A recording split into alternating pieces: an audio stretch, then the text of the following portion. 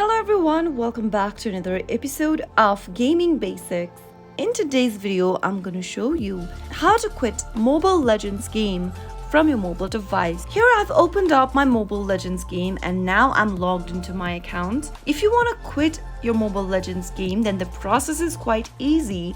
All you need to do is to press a specific button and you'll be able to end your game right away. Simply keep watching the video till the end and don't forget to subscribe to our channel by hitting that subscribe button. Press the notification bell so that you'll never miss another upcoming upload from us. To quit your Mobile Legends game, from the main homepage of Mobile Legends after you are logged in, tap on the gear icon at the top right hand corner. Now, at the bottom right, you'll be able to see the quit game button. Tap on it and tap quit one more time in the pop-up in order to exit your game.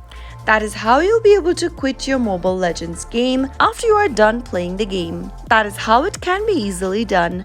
If the video was helpful to you, go ahead and give us a thumbs up. I'll be back soon with more videos like this. Thanks for watching.